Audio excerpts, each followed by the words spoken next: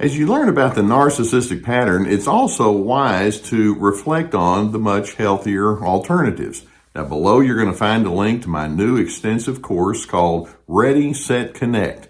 It addresses both the mindset and the skills involved in gratifying relationships, and I hope you'll find it to be quite therapeutic.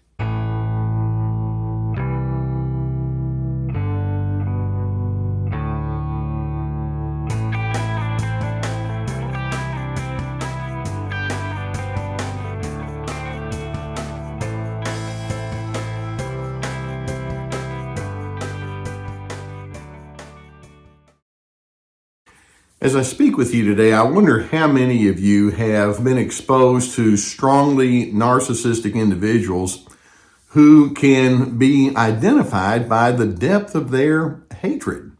There are some individuals that they don't just have negative thoughts or criticisms. It's crossed a line and it's gone over into that contemptuous approach toward people. And these are persons who are very destructive, and obviously we want to stay away from them as much as possible. But before I go into some comments about all of that, I want to put a perspective on this, okay? I want you to think each one of those individuals who now, as an adult, has lots of hatred, started off in their world as someone who was born, ideally anyway, into love. I'm thinking about the very first day, the very first moments that a child enters into the world, a little infant.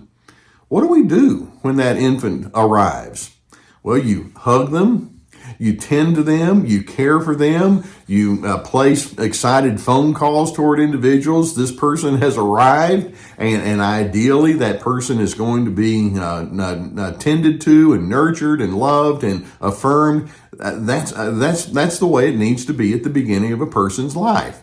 Each person, ideally, is born into a situation where love is to prevail. Now, you fast forward several decades, whether they're in their 20s or 30s or 40s or 50s and beyond, and that person who used to be that innocent little lovable infant now becomes someone who is given over to hate. We can ask the question, what in the world happened in that interim time that would drive them or prompt them to gravitate towards hatred? What happens? Now, there are so many different ways that we can see that a person has given themselves over to hate. I used the word contempt just a minute ago. Many of you are familiar with the researcher John Gottman, who researches why marriages fall apart. But we can take some of his findings and put it toward or apply it towards other relationships. But one of the things he did was he identified 4 primary ingredients that causes relationships to fall apart. They would be criticism, contempt, stonewalling, and defensiveness. And he mentioned that the number one reason that relationships fall apart is contempt. When people approach other individuals with a deeply contemptuous attitude, it's curtains for the relationships. The relationship simply can't stand. In addition, we can see that these hateful individuals are prone towards strongly and persistently aggressive behaviors. Sometimes they're of a very overt variety. Sometimes it's of a passive aggressive variety, but they have a punishing use of anger. And when they become upset with you or displeased, you're going to know. They're not going to be bashful about it. They can be very vindictive. It's like, you will pay for being different from me. That there's a sense of haughtiness and condescension that they cling to, and these hateful individuals can hold on to grudges for a long, long time. Now, this pattern of life, like I say, doesn't just show up. It's learned. And it's learned for many different reasons. I want to see if I can walk you through some of the reasons that some of these people as adults have wound up gravitating towards these hateful themes. For example, one of the first things we know with hateful individuals is that they learn to think exclusively as opposed to inclusively. And what I mean by that, they have this notion that says there's a good us and a bad them, if you will. And they label people, they categorize people. You're either in my club or you're not in my club. And they have all sorts of rationale about who can and cannot be loved and accepted. And that's the way they have learned to think going way back when. And they've carried it into their adult years. And right on the tail end of that, there's another element that goes into the making of a hateful person, and that is relationships become a competition. The competition is a way of life for them. Along with that judgmental thinking, they have a grading system.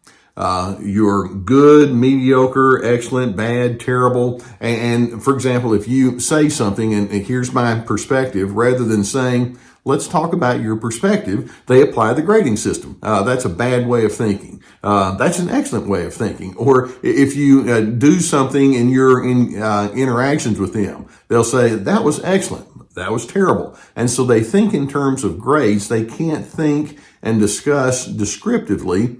Let's talk about who you are and why you were motivated to do that. They think very judgmentally.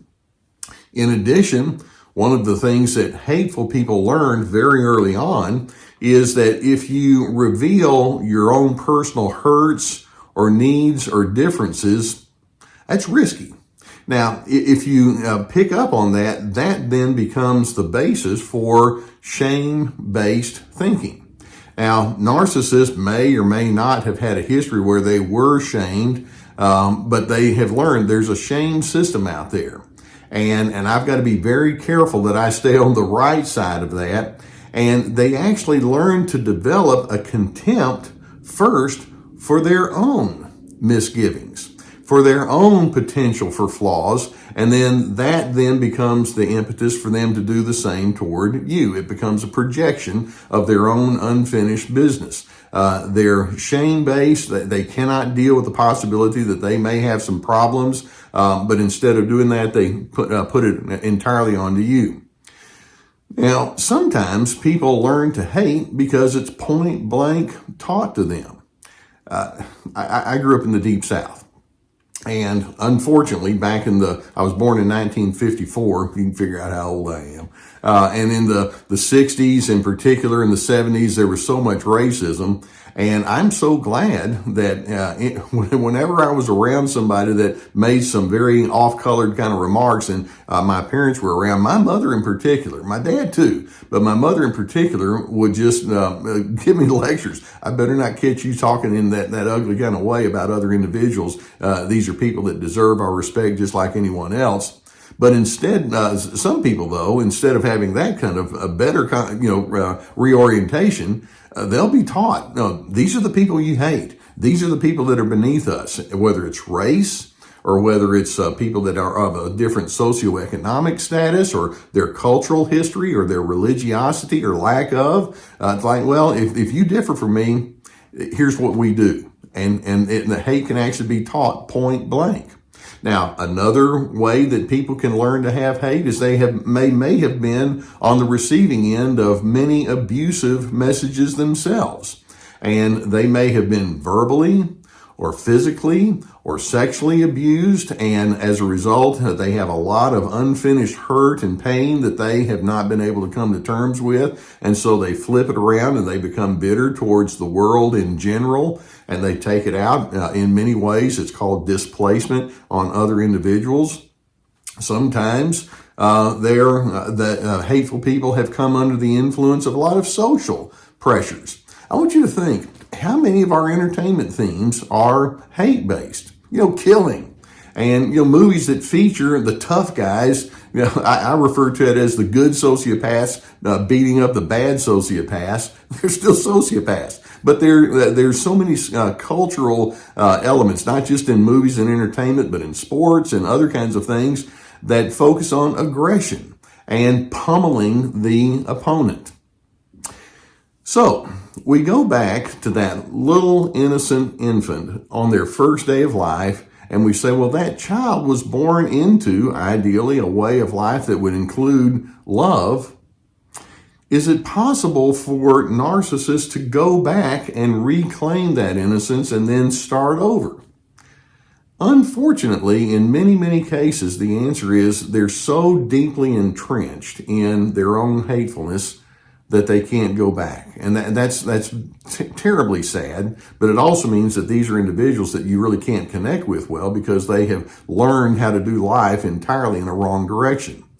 But I'm hoping that at least you and I, as we see this in other individuals, can come to our own personal determinations. This is what we stand for here on Team Healthy. Instead of dominance, I wonder if we could stand for being team focused. Instead of open criticism and disdain, might we stand for encouragement? Instead of impulsive and purely conceited or poorly conceived, comments, might we stand for pensive and well-considered thoughts toward other individuals that lead to some self-restraint? Instead of chronic invalidation, might we have curiosity, genuine curiosity about one another? Instead of aggressive anger, can we have clean assertiveness? Instead of haughty condescension, might we live with a sense of equality? Instead of holding grudges, might we be willing to forgive?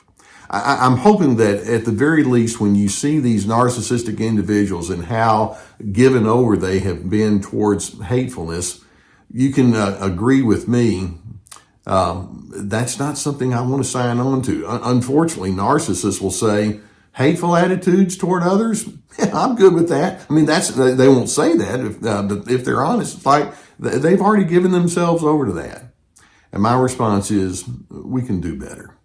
So despite people and events along the way that you're going to encounter who are given over toward hate, I'm hoping that you can keep your focus on one overarching truth. And that's plain and simple.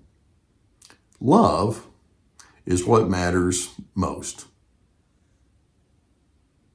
I hope that videos such as this give you some good insights and good food for thought regarding who you are and what you're dealing with. Like I say, here on Team Healthy, we stand for DRC, stands for dignity, respect, and civility, and I hope that's something you can remain committed to despite the people that might be in front of you. If you've not already hit that subscribe button, I would encourage you to do so, and we'll keep more videos coming your way.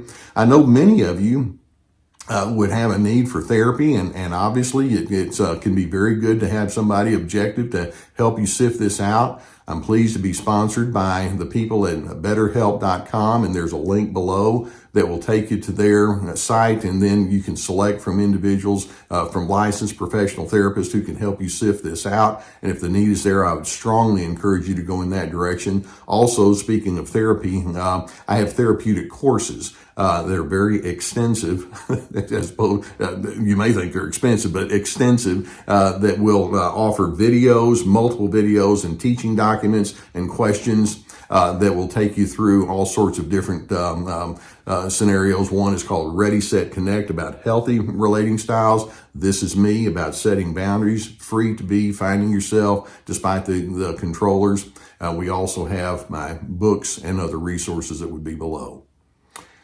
I want to say thank you for letting me be on your journey with you, and I really hope that we can pull together as Team Healthy and say we stand for something entirely different. And when people see you, I hope that they see someone who's a healthy difference maker. And I'm hoping you can be someone that says, I live in peace, and I want others to come into my sense of peace with me.